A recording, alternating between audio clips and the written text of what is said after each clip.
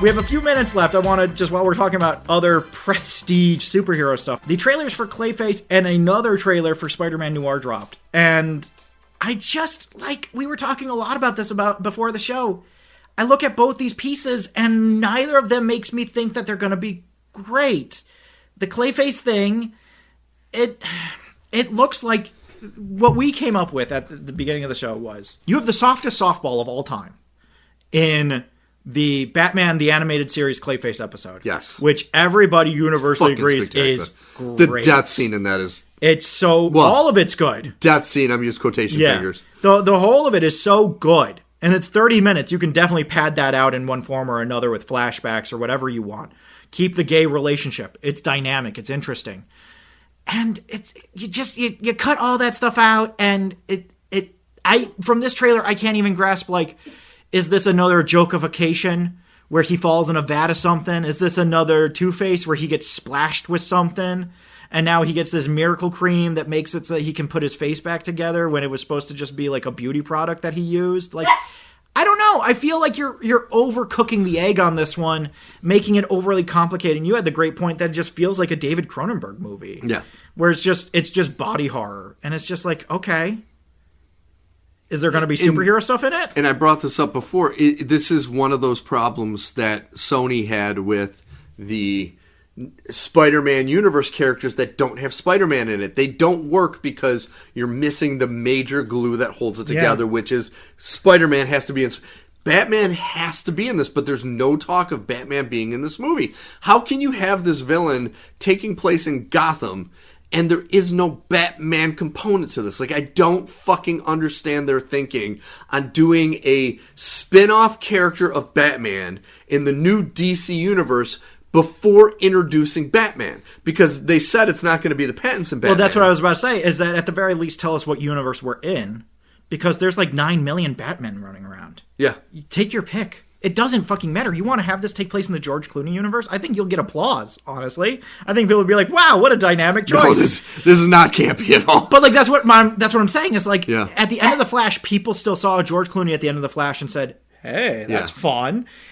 There's still stuff you can do that people will give you credit for just trying. And I feel like you're not trying. I feel like you're trying to hide that this is a superhero thing, which is what happens with all these prestige superhero pieces, is let's see how much of the superhero stuff we can hide and just not have as a part of the show. And it's but that's why I want to watch the movie, why I want to watch the show. Exactly. That's the entire reason I'm here, is for the superhero stuff. I came up with this idea before the show of even if you don't have Batman, have a Batman archetype. Have this take place in the 1950s, and you have Wildcat, who was Batman before Batman, and is just an old boxer who trains other superheroes. He's part of the JLA. That's something. Yeah. That's something.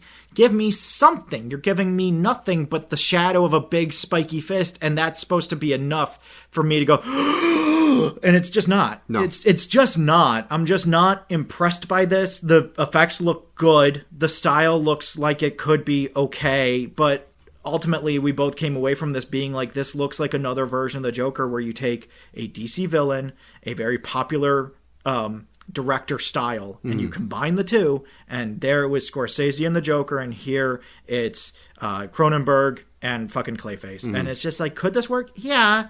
Is this interesting? I don't know. Do we need it? Only if you prove to me that we do, and that's not great. That's not the direction you want to come from. Whereas when they announced this, everybody was like, oh, that episode of Batman the Animated Series is my favorite episode of Batman the Animated Series. Because it's fucking great! Yeah. I can understand doing a Joker standalone movie. The Joker is, in my opinion, the greatest villain in pop culture history. He's definitely the most long-lasting. Definitely, but just if you can play it right, the way Mark Hamill did in the animes, if you could play it right where he's a psychopath, but thinks everything is hysterical. And the Heath Ledger wrote in one. People have allowed him to evolve. Exactly. There's this idea that wasn't around when I was a kid, that there are 4 Jokers. Yeah. In canon, there are 4 Jokers, and that's why they act differently, and they behave differently, and they have different ideas of what they want out of life, and have different memories of things. And it's because there's 4 of them. It's that's a really dynamic, interesting idea. Yeah. But then you have Clayface, who we all love but he's not He's usually not a stand-in. character that's going to lead like a franchise. It's one of those things where when he's included, it's in very specific roles. And so in Young Justice, he's included as kind of this bruiser villain that you find every once in a while that's like a high-level villain. That's a problem. In some of the Batman, he's used as a stand-in, where you need someone to appear to be in prison, the Riddler. And so you have Clayface look like the Riddler in prison, and now the Riddler can go off and do whatever he wants. Blah, blah, blah, blah.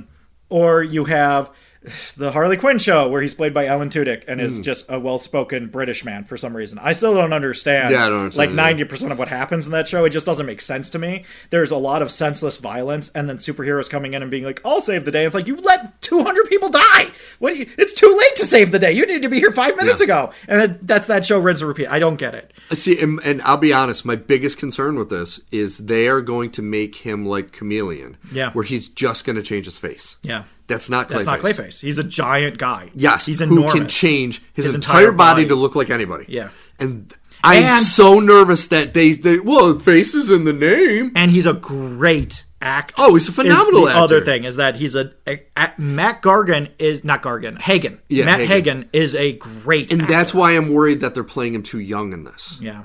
I would have liked like an actor in their 40s to be able to show, because Matt Hagen was a well-known, lauded actor who had been acting for a long time. Yeah. It was kind of seeing like a downturn in his He career. was like a Sylvester Stallone in the late 90s. Exactly. Where like even whatever you say about Rocky and First Blood, people love those movies, and Stallone's performance in those movies is legitimately great. Yeah. No matter what you say about anything else. Hey, Mary, come on, man. But like I don't know. Could this work? Yeah, I have less faith in it now. And it just feels like one of those things where it's being done for a very specific crowd who doesn't know anything about comic books. Yeah.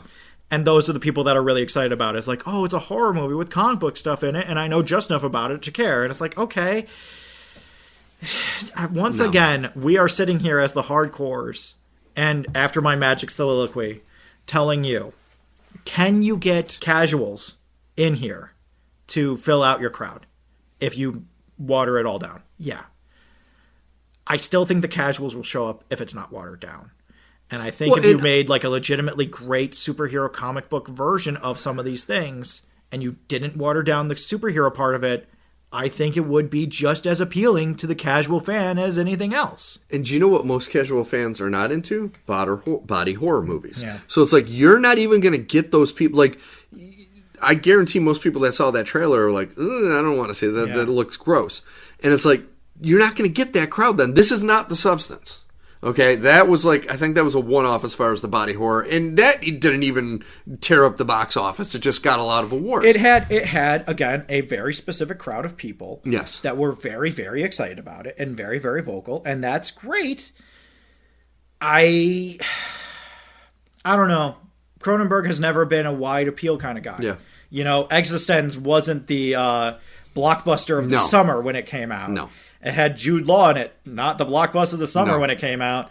And I just, I look at some of the stuff, and I just wonder, is this worth it? Is this going to work? And ultimately, if this isn't for hardcore fans, and it's not for casual people, who's going to actually care about this? And it's going to be the, 200,000 people who are excited about it online now, and then it's going to have a terrible week off drop the second week, and it's going to be another one of those things that shows up on Warner Bros. They'll look at that as, Clayface doesn't work as a character. Yeah. No. What you should have done is this should have been the villain of your first Batman movie, because then it can say, look, it's not the Joker, it's not the Riddler, we have a villain that everyone loves that has never been shown on screen. That would have been a great way to introduce Batman into the DC universe. But no, you're going to put this character out there, the movie's going to tank, they're going to say, well, it doesn't fucking work, and then we'll never see Clayface again. Even if you did it as a Nightwing thing, where it's you have Nightwing, and it takes place in Bloodhaven, and there's this weird thing going on with small crimes, and it seems to be getting further and further up, and you don't want to call in the Titans because you want to stand on your own, dick, and you definitely can't call in Bruce because The last thing you need is for Bruce to be all over your life again, and you only left him like 2 weeks ago, so like you really got to prove yourself, and you're going through these weird costume changes, and you're trying out different things.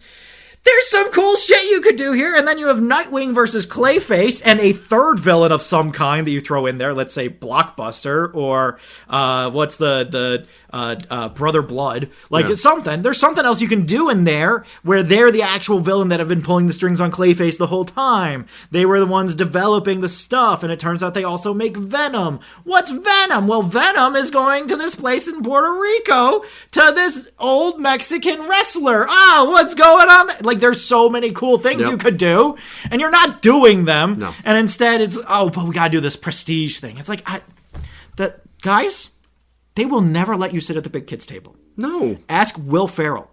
Ask fucking Zach Galifianakis. Ask fucking Pete Davidson. Like, so many actors, Bill Burr, so many actors who have tried to be serious actors instead of comedians. They will not let you out of that shell, man. Never. As Deadpool says, until you're 100. Yep. Like, this is who you are to them. They will never stop thinking that way unless you do something that transcends the genre, which is not going to happen here. If you had, like, let's look at 2 big tentpole pieces for Marvel that should have worked. One did and one didn't. Black Panther, huge success because it transcended the genre and became a cultural touchstone for an entire race of people. Captain Marvel, lesser, but similarly, a lot of women love that movie. Not a lot of men love that movie, so you have that kind of hard break in between. But overall, still seen as transcending the genre and trying to do something different. Whether it's successful or not is another story. This feels so much closer to the Eternals. Yeah, I was just gonna say, like, we're transcending the genre. It's like, no, you're decimating the genre. You're cutting it off at the knees and just making it so it can't ever do anything ever on its own. I don't get this. I don't get this. I don't get it either. I did want to just. I don't want to talk about it. We got to stop the show. Spider-Man Noir. Yeah. Okay, so here's where my take's gonna be on this. Yeah. Going off of this trailer, I think. And I agree with you. I think the big problem is going to end up being Nick Cage's age. Yeah. Because it looks like every action scene is obviously not him when he has the mask on. Because the body is much smaller. And it's either a stuntman whose body is not the same shape as Nick Cage, or it's bad CGI. It's one of the two. It's definitely one of the two. And you can tell because he's doing like big Nick Cage movements in the costume to make it seem like he's more like Nick Cage. Yeah. Like these big movements with his hands and his arms. Like, you look at, even in the scenes where you see Nick Cage's face, he's a larger individual than when he has the fucking mask on. Every time he falls, I'm like, did you break a hip, Grandpa? Like, what part of this am I supposed to take seriously? You took an excellent, awesome, cool character and you ruined him. I was thinking today, because I saw this trailer, and I hadn't watched it at the time, but I knew it was a thing we were going to talk about, and I wanted to come up with an actor from the 1940s that I think would be better as a 1940s Spider-Man than Nick Cage. And I couldn't do it, because all the actors then looked like they were in their 50s when they were in their 30s. So it's very difficult to cast a person in his 20s without finding somebody who was so up-and-coming that nobody would have known about them at the time. The closest I got was Dana Andrews. Was the closest I was like, Dana Andrews isn't bad. See, if I had to say somebody from the 40s, because this actor was big in the 50s and 60s, Gene Kelly, a young Gene Kelly with his muscular, he was a very muscular person. He moved. He was a very good actor. Could be serious. Could be. But it's such a dark story. It's such a dark story. I feel like it's too dark for Gene Kelly. The other guy I came up with was Bill Holden. Bill Holden as Spider-Man. It could work. That could be interesting. Kirk Douglas? Would he be too... Kirk Douglas, I think, has the physicality because he's done some dark... Yeah. Like, back then... I don't know if you ever heard of In Harm's Way. It's a movie he did, I think it was with John Wayne, where it was a naval movie. One of the storylines in that is his character rapes a woman who commits suicide. And this is in, like, the 60s, 50s, or whatever. Postcode. Yeah, so it was dark. Yeah. And so as soon as you said darkness, I'm like, I think maybe, because you look at him in Spartacus, you're like, physically he has that, yeah. He could have maybe pulled it off. But ultimately what I came back to was the perfect Spider-Noir is Andrew Garfield from one episode of Doctor Who. Oh, yes. It's the perfect Spider-Noir. He's in New York City when they're building the Chrysler Building. It's the perfect Spider-Noir. He's already in a Hoover Town. It's the perfect one. Andrew Garfield would have been perfect. It's there. It's right there. Oh my god! You missed it. Oh, you ran right past. Been their way to give him like his let's call it his Hayden Christensen second go around as the character, but it's just in a different universe. Yeah. Oh, that would have been fucking. You awesome. Just ran right by. Oh, he would have been incredible. He would have been perfect. And he gets a darker story, and he has the physicality. He knows the character. He knows how to play the character. We're already all familiar with him. He's just off making British family movies right now. Even though he's in his 40s, he still looks like he's in his early 30s. Like, he still looks young. Like, he could definitely pull off late 20s, early 30s. That's the perfect line. I don't know why I didn't think of that. And it's just like... what else do I have here? Molten Man looks okay, but we don't have enough information on him. Electro, this guy is way too big to play Max Dillon. Yeah. This guy's enormous and like in his 40s, and like this doesn't work for me. Sandman, it's fine. We don't know enough yet about Sandman. We haven't seen enough. We just saw Sandy. And again, the version that we have in the comic books is better than this, so I'm just not convinced. I mean, the version in Spider-Man 3 is better than this. And then, this is Silvermane? This is Silvermane. Yeah, Mad-Eye Mooney is Silvermane. This is Silvio Manfredi. This Irish motherfucker is Silvio Manfredi. I just want to make super sure we're all on the same page that this guy with red hair and a punch belly and an Irish accent is Silvio Manfredi. Because I don't believe you. You could have had him be the big man. You could have had him be the ringleader of the Circus of Crime. Oh my god. Can you imagine Spider-Noir against the Circus of Crime? You want to talk about a slam dunk? I mean, the Goblin is already half circus freak anyway, but just do the whole thing. I mean, come on. Are we going to get Silver Sable in this? No, we're not going to get Silver Sable in this. Why isn't Hammerhead in this? You want to talk about guys who are perfect for this? Like, perfect. Perfect. Hammerhead is perfect. And you can't bring in Hammerhead? You can't find a way to do Hammerhead? Are you fucking crazy? But you're going to do Silvio Manfredi? And he's not going to have his suit, and he's not going to have his armor, and he's not going to have any of the equipment that he has, and it's just going to be an old guy. You have to... Then do the big man. Then do the Rose. Then do like any number of other guys. Don't do this. This sucks, man. I'm so fully bummed. Her name is Cat Hardy. Stop wasting my time. You take these cool things and you ruin them. Yep. And then you say, from the producers of Spider-Man Into the Spider-Verse and Project Hail Mary, 2 movies Alfred loves. And I'm like, it doesn't fucking matter, man, because her name is Cat Hardy and she doesn't have white hair and she doesn't look a shit thing like Felicia Hardy. And his name is Ben Reilly, which is fine, but then he's played by Nick Cage. And all of this is shit. It's all shit. I'm so tired of this, man. Oh, but they put the trailers back to back in black and white and color, so now you can see the difference. Oh, good, yay. What the fuck are we doing? And I love to end shows on rants. It's so frustrating. My last statement on this. Yeah. I hate that they're dumbing it down like they did with Werewolf by Night. Yeah. Like, if anything worked about what this trailer was, it was that was in black and white, and it looked like it fit in black and white. Because noir works best in black and white. They have to dumb it down to make a fucking color version. Well, and that part drives me so fucking crazy. Not only that, they don't even know how... So we've had black and white film for so fucking long. Yeah. For so fucking long. We've known how to shoot in black and white for so fucking long. And they don't know.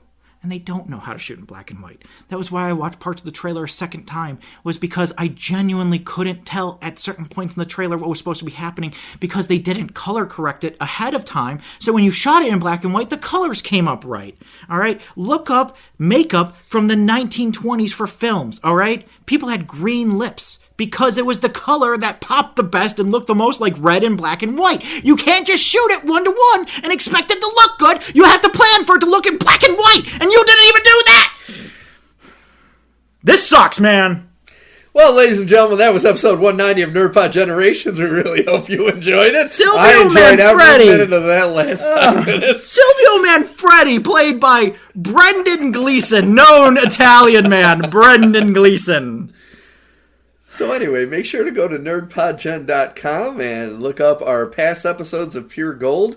Next week, we are hopefully going to be talking about Zootopia 2, but then the week after that is going to be our big Mortal Kombat 2 watch and review. So get over excited here about that. Al, who does our artwork and our music? I'm so mad. I was like, oh, we're not going to talk about that because we're out of time. And then you're like, no, we'll talk about it. I'm like, fuck! Our art is by Kortney Howell. Our music is by Brendan Williams and James Connolly. I am Alfred Judson. I'm sweaty. I'm so hot. I'm a very, very happy Steve Taylor. I'm so hot. We're going to talk after the show about shooting this on camera so I don't have to go through this for nothing anymore. Have a great week, friends and enemies. Bye,